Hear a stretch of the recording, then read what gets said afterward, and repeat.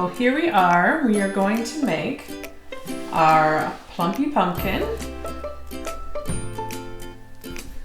And if you haven't already watched my overview video, go check it out, and it talks kind of about the construction of it a little bit, the materials I used, and this is the actual tutorial where we're gonna make one. So what you're gonna need is you're gonna need some yarn.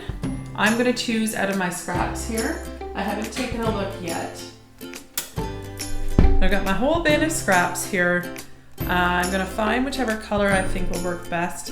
Again, on my really bulky one, which is this beauty over here, I used about 100 yards. I think, ooh, I've got this tweed here, which I believe is Vanna's Choice tweed. That would actually be really nice. It's gray with brown flecks. And then I've got a plain brown that I'll use as well. So there goes my scrappies. I'm always looking for things to do with my scrap yarn. So this is a great way to do it. So here are the colors that I've chosen. Put them in this frame here. I'm going to do the body out of this tweed, which I believe is Vanna's Choice, which is an acrylic brand yarn that I usually get at Michael's. And then I believe it's Line Brand, but I'm not sure. And then this one, it kind of looks like it might be a Loops and Threads solid. I'm not exactly sure, or maybe a little bit lighter than that. It might be a DK weight, but just a scrap of brown that I'll use for the stem, or the stump. So I always wind up my extra loose ends so that I can do my center pull. And then I just need to figure out which one is the center pull and which one is the outside. It looks like this is the outside here. So I prefer to center pull. Some people do. For some yarns, I don't, but especially if it's a worsted weight or DK weight. So that's the yarn. You also will need some scissors. I've got just this little set of scissors here. Very easy to use, as well as a tapestry needle eventually for the assembly. Very important, just a blunt end needle. I've got a pretty wide eye on it. And then if this is a Vanna's Choice, I'm probably gonna use a 5mm crochet hook. That's what I tend to use. And okay, and that's what you need. Aside from that, the only other thing that you need is some polyfill. So you'll want to have this in place or ready. Some sort of filling. Again, this is some batting. I bought a whole large bag of it. I'm not sure the brand, but any sort of batting will do as long as it meets your guidelines. For safety, you don't want it to be flammable, you want it to be new materials, etc. So, looking at my pattern, which I have not yet put on the website, but I will. You'll be able to find it at yarnworksstudio.com. That's yarnworks with an X. Okay, so how this has worked is it's worked flat. And we're gonna start, let me just put my pattern a little bit closer to me to check on. We're gonna start by chaining 17. And so for people who have never crocheted before, first you need to put a slip knot onto your hook. If you can hear some loud noises, my husband's doing some woodworking right now, so don't mind that. But on your hook, if you wrap it around like so that it goes over the back and then across the front, and then you do another yarn over back to front and pull that through the loop and tug, that gives you your slip knot. And once you've got your slip knot in place, chaining is as simple as a yarn over and pull it through the loop that's on the hook. So that's one chain. And we're actually going to do 17 chains. 1, 2, 3, 4, 5, 6, 7, 8, 9, 10, 11, 12, 13, 14, 15, 16, 17. I keep my chains fairly loose. You can see them here. And I don't get too crazy over them. You just don't want them to be really tight. Because if they're really tight, they're gonna make the material be really tight at the bottom. And this doesn't need to be stretchy by any means, but it does need to It is better if it's not cinching at the bottom. So the next step is using a double crochet stitch. So for a double crochet stitch, you do a yarn over and then you go into your stitch. So we're gonna put this yarn over, we're gonna put our needle into the third chain. So 1, 2, 3, the third chain from the hook. And we're gonna yarn over, pull through 2 loops, yarn over, pull through 2 loops to create a double crochet. Now that double crochet is actually our second stitch because our spare chains on the side here become the first. So then we'll do double crochet all the way along to end up with 16 double crochets.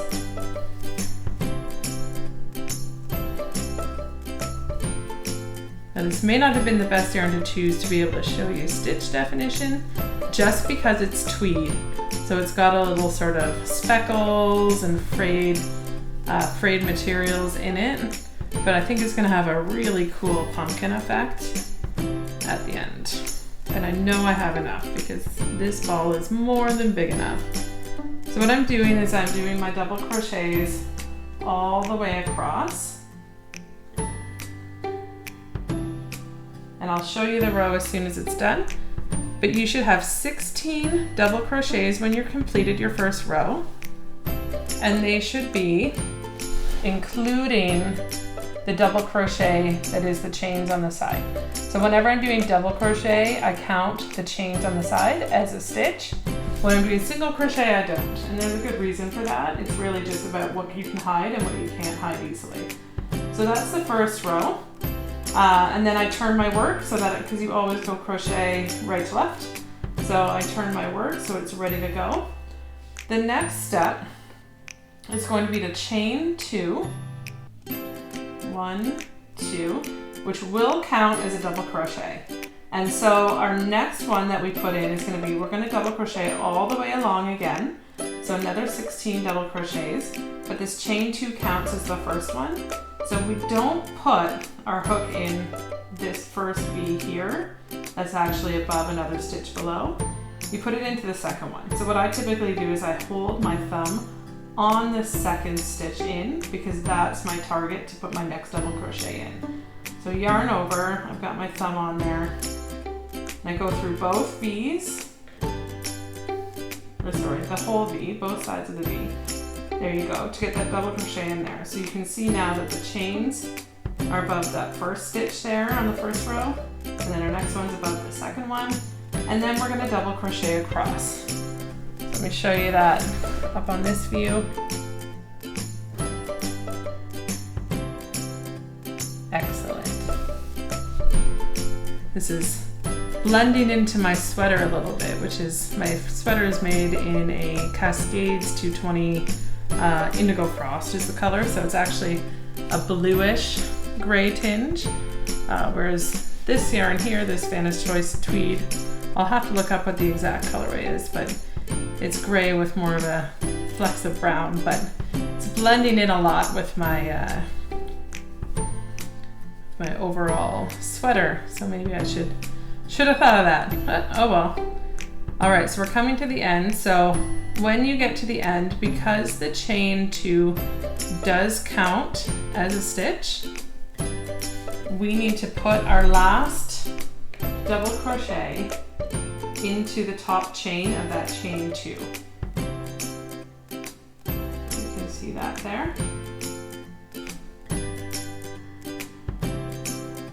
And I'll hold it up this way as well so you can see. And if you're ever unsure whether or not you need to include that last one, do a count of your stitches. 1, 2, 3, 4, 5, 6, 7, 8, 9, 10, 11, 12, 13, 14, 15, 16, including that chain 2. Perfect. So now that we've got 2 double crochet rows here, what we're going to do is a row of slip stitching. And this provides kind of this ridge that's in the middle of each pumpkin section. It's a nice detail that makes it look really intentional and pumpkin-like. So to do that, again, we turn our work so that we're working right to left. 1 chain, which will not count as a stitch because it's easy to sew that out. later on. And then we're going to slip stitch. So you're going to put your hook into the V as usual in the stitch, and then pull the yarn through, yarn over, pull it through, and then also pull it through the last one. Now when I slip stitch, I like to slip stitch quite loosely, and you're just going to keep doing that, and I keep it really loose compared to my regular stitches just because it is giving it some texture. So you can see it's starting to show there. So you slip stitch across, you'll end up with 16, and again you will need to do a slip stitch right into that final chain increase that counts as the first stitch from the start of the last row, and I'll show you that. So here we are, we're down to that was the last full stitch, and then you can see this chain 2 here. I'm trying to get the best angle of it. This chain 2 is still a stitch that needs to be worked, so you do a slip stitch in the top chain of that chain 2. Alright, so there's your row with the slip stitches. Doesn't add much height, but again, that's just going to add sort of this ridge that almost has a knit look to it overall. So there's the slip stitch row here. Okay. Next, we're going to turn our work. We're going to chain 2, and that is going to count as a double crochet. And then we are going to do double crochets across, starting again with that second stitch, because this one will count as the first. But you can see your slip stitch V's here. So we're going to actually go in to the back V. So when you have the slip stitches, you've got a V in the sort of front facing. You also have a V back facing. We're going to go through the back V. But pay attention to this because there are other parts in the pattern where we'll be going through the front V. So going through the back V of the second stitch, because the first one is already covered by these chain 2s. So I'll show you as best I can here. Through that back V. And then do your double crochet. And then I'll do a couple more and show you how it looks.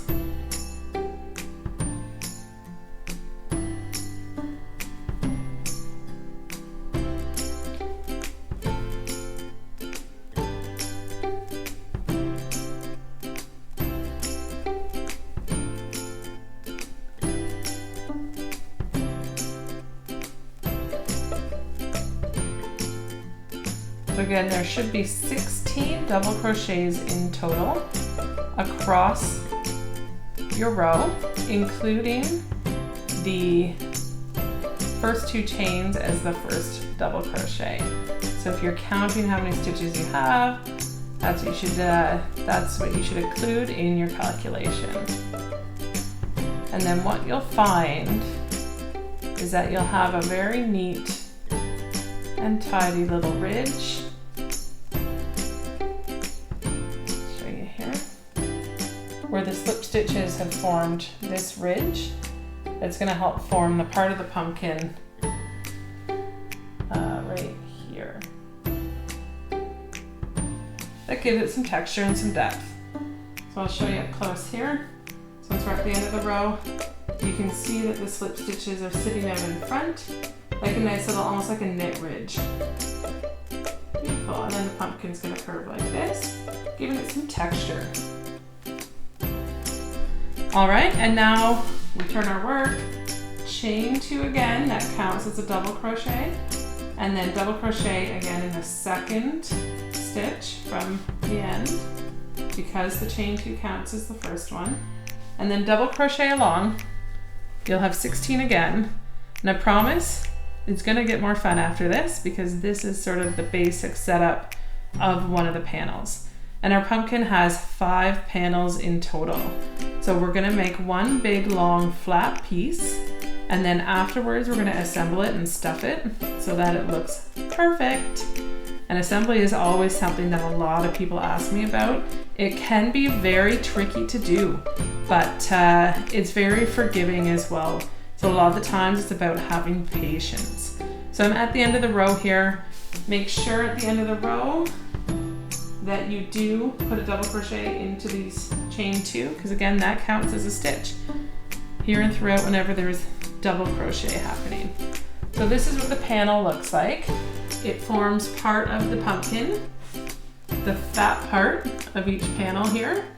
And it'll be bent like this when we're done. But for now, it's gonna look like this. And now what we're gonna do, let me just get a view over here. And now what we're gonna do is we are going to do a row that cinches in. So it's gonna be done with a bunch of decreases. And then right after that, we're gonna do a row with a bunch of increases to expand it back out. And that becomes the formation of the ridges that go inside here. So to do that, what we do is we turn our work, obviously. We'll chain 1 because we're gonna work in single crochets here. And so that one won't count as a stitch. But you'll wanna single crochet 2 stitches together, which is going to the first one, yarn over, going to the second one, yarn over, and then yarn over and pull it through all 3 loops. And that takes 2 stitches and decreases it to 1. We're gonna do that all the way across so that we end up, instead of having 16 stitches, we'll end up with 8 stitches total. And you can do this as tightly as you'd like to. It helps with the definition across the pumpkin ridges if you are tight with it, but it's also something that we can adjust when it comes to assembling and finishing. So don't forget, when you come to the last one, you are using the top of the chain, turning chain of the last round or last row to finish that off. So you've now taken 16 stitches and turned them into 8 really aggressively with stitch 2 togethers all the way across. You can see that it's kind of cinching together in there. Then what we're gonna do is we're gonna turn, we're gonna chain, and now we're gonna do basically the exact opposite, where we're gonna do 2 single crochets into each stitch. So single crochet into the first stitch, and then single crochet into that stitch again. So 2 stitches into each one. And that's gonna take it from the 8 back up to 16. So it's a really quick and easy way to kind of cinch the pattern just in that one spot. And after you fill it and pull it together in the assembly, you'll be able to see that cinching and the effects of it really well, even though when you lay it flat, it doesn't look like much. So you can always do a count if you want to double check. But now we have basically almost a full panel there. Essentially what a full panel will be. So we've got 2 rows of double crochet. Oh, I'm holding it backwards. That'll make it easier. So this is basically a full panel. 2 rows of double crochet here, then a row of slip stitching, 2 rows of double crochet, and then a decrease row, and then an increase row again. So what we're gonna do is we're gonna repeat that 4 more times, but with one trick. And that trick is that we're gonna alternate between, remember when we went on the slip stitch row, we went in through the back V. For every other one, we're gonna use the front V, and then the back V, and then the front V, and the back V along that slip stitch row when you're doing your double crochets right after it. And that will make sure that the stitch definition that you can see here remains in the, always facing in the front, no matter where you are in the pattern, because as you're alternating rows, you're working on the right side, then the wrong side, then the right side, etc. So you always want this ridge to be showing on the right side. You don't want it to show on the wrong side because there's no wrong side showing on this, that all goes in the inside. So the way it's constructed is I'm going to start with my double crochet and then the second double crochet, my slip stitches, but because this one here was done in the back loops, the back V of the slip stitches for the double crochet row after, then next row we'll do in the front stitches only. And I'll whip through it so that you can see what that ends up looking like. But just a close up here, this is what one full panel looks like. 2 rows of double crochet, a sort of elevated slip stitch row to get texture, 2 rows of double crochet, a decrease row, and then an increase row again. So we're going to repeat that 5 times, but alternating where the double crochet goes after the slip stitch row. This was in the back V, so the next one will be front V, back V, front V, back V, and then I'll show you how to join.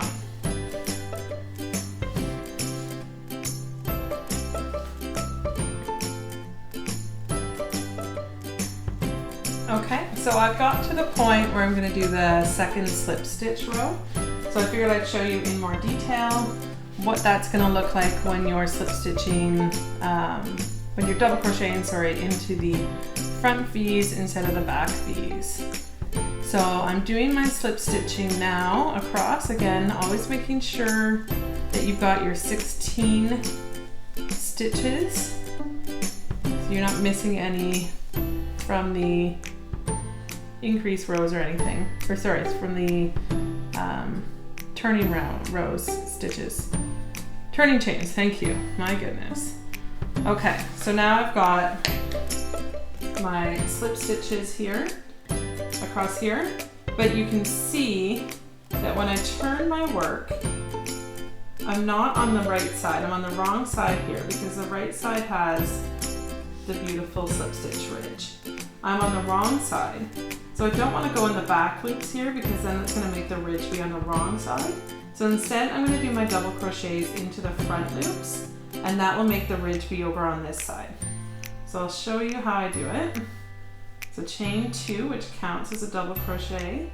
Then into the second one, I'm going to go right into this V here rather than on the back loop this V here. So here I go, into that V. Do my double crochet, and again in this front V, and then one more time in the front V, whereas last time we did it in the back V. And you can see when you turn it around that you can see the slip stitch ridge on the same side as this slip stitch ridge, and that's how you know. So even if you're not following the pattern exactly, just always make sure that all your ridges for your slip stitch rows are on the same side. I'll show it bigger here as well. So this is the right side of the fabric. You know that because it's got the slip stitch ridge in front. And here's where we've just done it again because we're working on the opposite side. So we're keeping that back V there. It keeps focusing on me, but there we go. Keeping the back V as the ridge, so that when we're working on it, we're actually working on it across this way. And so we're going in the front of the V this way so that the ridge will show up on the back, on the right side of the fabric this way. All right, I will see you once we have all of our ridges done, and I'll show you how to join it up into a circle. Okay, we're back. I have completed the pumpkin. So you can see it's a flat lay. There are 5 panels. You can kind of count them out here. 1, 2, 3, 4, 5. They look a little zigzaggy, and that's just the nature of the double crochet. Always has a little bit of a slant to it. But if you count the slip stitch rows here, that should all be on the same side, popping out of the fabric like texture. There are 5. And we end on a decrease row, which is the single crochet 2 together across to make 8 stitches left. And I'm ready to complete the last seam, which you can do 2 ways. You can either do the increase row where you put 2 single crochet in each stitch across to have 16 and then sew it together. But I try to avoid needles whenever I can and the sewing aspect, and I like a lot sturdier when it's crochet. So what I do is I hold the right sides together. You know it's the right side because it has the ridges here in place. Hold the right sides together, and you're going to work through both thicknesses for this last row. And then chain 1 to start, just to give you some space. First one in the front is going to go through the first stitch, and in the back you find that first stitch, which is a turning chain in this case. You pull them together, work them together in a single crochet. Now for the second stitch, because you're increasing this round, or this row, you're going to go into that first stitch again, but in the back you're going to move on to the second stitch. and then you're going to move to the next stitch in the front and the next stitch in the back, and then again you're going to go in that same one in the front, so you're putting 2 single crochets in each one, but only 1 along the back in each one. And we'll continue like this all the way across. You'll end up in the same spot, I promise. And this lets you increase, do your increase round. It also does it as a seam, which is nice and sturdy. You don't have to worry about your sewing coming loose or fastening off extra strings. I always try to avoid fastening off extra strings wherever possible, although it's very easy to hide strings in this one because it's a stuffed shape. And we're almost to the end here, so you can see it'll work out that you have 16 stitches. I promise. Okay, and last one in the front. Sure, I'm going right under the V. This one, and then this one. And then when you fasten off, you bring an awful lot of yarn with you, tons and tons and tons, so that you have all that you need to finish. If you don't get enough, then you're gonna have to finish with a separate strand, which is no big deal. But again, we try to avoid all the edges that we can. You're gonna take, you can see how much yarn I've used out of the center of this, which was obviously much less than a standard ball, but just to give you an idea, I used about 30 grams of yarn overall, and I'll translate that into weight and stuff. But what you're gonna want is you're gonna want a lot of extra yarn on there, because we're going to not only stitch around the top and the bottom, cinch it in, we're also going to do some strands around the pumpkin here.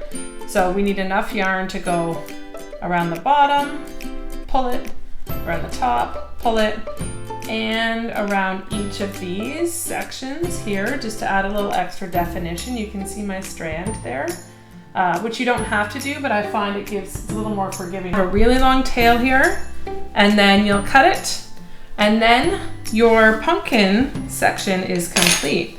So I'll just flip it right side out here so you can see, and then you can go to my assembly tutorial to see what the actual assembly looks like. So the reason that we kind of ended on the row we did was so that it is one of the cinched in rows, so just providing definition there, and you can see what the seam looks like on the wrong side.